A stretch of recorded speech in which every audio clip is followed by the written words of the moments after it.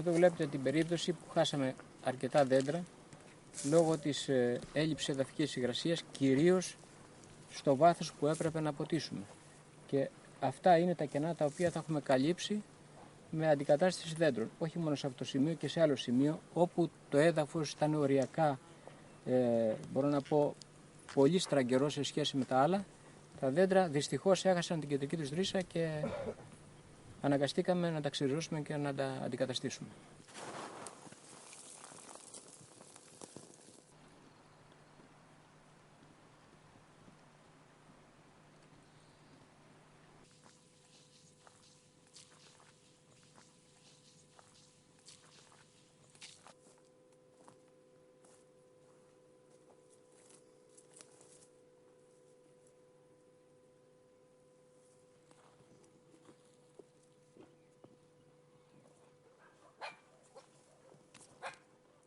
Από πέρυσι εφαρμόσαμε το σύστημα αυτομάτου προσδιορισμού της εδαφικής υγρασίας και του αυτομάτου ποτίσματος με τα συστήματα του Πανεπιστημίου και με τη βοήθεια του κ. Σιγρημή.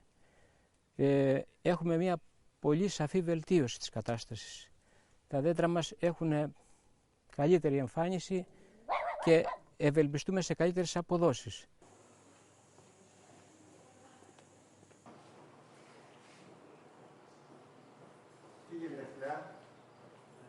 Πώς πάει το θερμοκήπιο? Να δούμε λίγο το άκρο του στο θερμοκήπιο.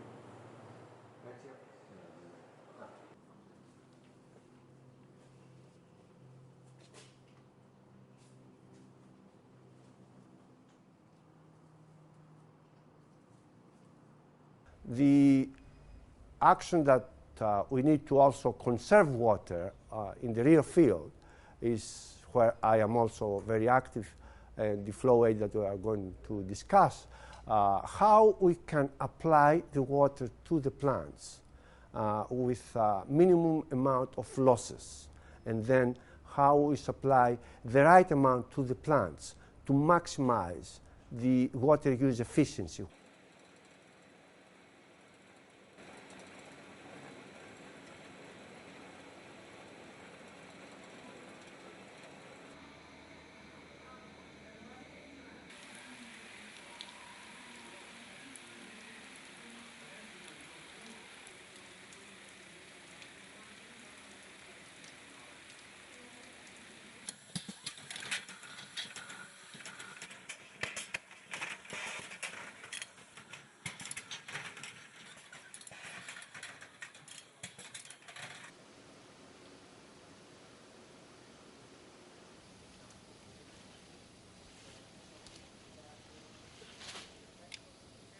Binnen Europa is er een richtlijn, dat heet de kaderrichtlijn water, die vertelt dat telers op termijn hun meststoffen niet meer mogen laten uitdraineren naar het ondergrond. Dus het gaat om nitraat en om fosfor.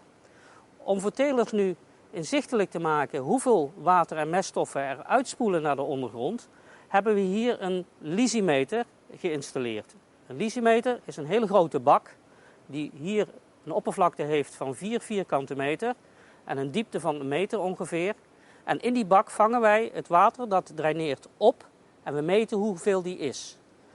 Telers moeten die hoeveelheid tot 0 terugbrengen. Maar met het meetapparaat kunnen ze het dus meten en ook daar gericht op gaan sturen in de praktijk.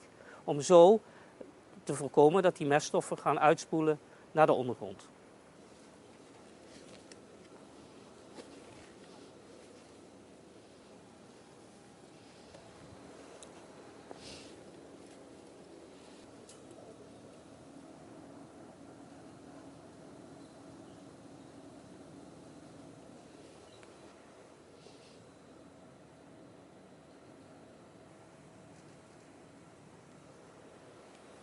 De sensoren hier worden heel duidelijk gekoppeld met een draadloos systeem.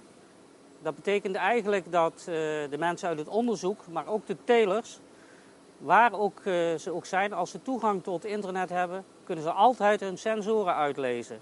En dat maakt het wel erg gemakkelijk ook om die informatie te delen met meerdere mensen. Zeker in zo'n fase als waar we nu zitten in het onderzoek, dat we samen met de teler aan het kijken zijn hoe we het systeem kunnen verbeteren. Maar ook andere telers die in de omgeving wonen en die meekijken met dit project, hebben dus ook toegang tot deze data en kunnen ook leren van wat wij hier met de telers doen. Dus het voordeel om die data centraal op te slaan in een database die gevoed wordt door een draadloos systeem. De voeder die komt omhoog, maar dat blijft dan toch hangen. En dan ga je, naarmate de teelt vordert, dan gaat die minder water verdampen. En dan kunnen die gietbuurten ook vaker uit elkaar blijven. En hier zitten we tegen het eind van de teelt, dan komt er, zeg maar, de gewassen gaan bloeien. Zie je dat de onderste sensor ook in beweging komt? Zie je, daar komt die ook...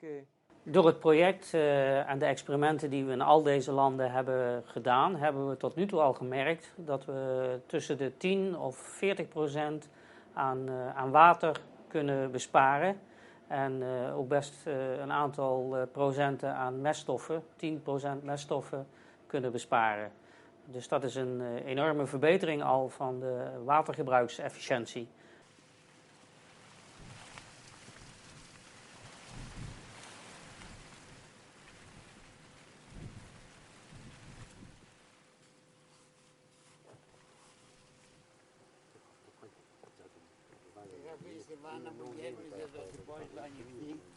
Τα προβλήματα όσον αφορά την άρδευση είναι ειδικές χρονιές, όταν υπάρχει χρονιά ξηρασίας.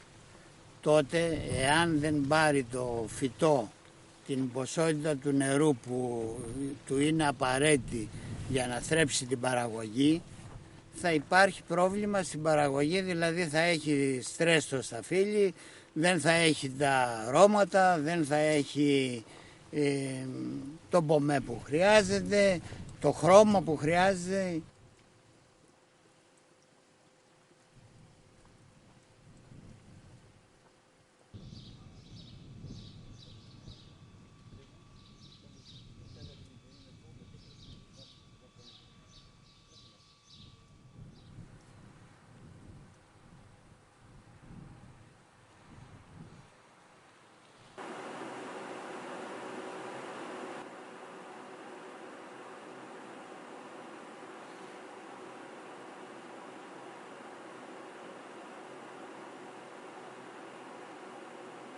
Το χρησιμοποιώ γιατί από ό,τι διεπίστωσα από την περσινή χρονιά που το χρησιμοποίησα δοκιμαστικά, μου έδωσε την ποσότητα του νερού που χρειάζεται το αμπέλι και την ώρα που το χρειάζεται. Και αυτό είναι το ιδανικό για το αμπέλι, γιατί έτσι καλυτερεύεις και την παραγωγή και την ποιότητα. Εδώ που είναι η έλλειψη νερού αυτή.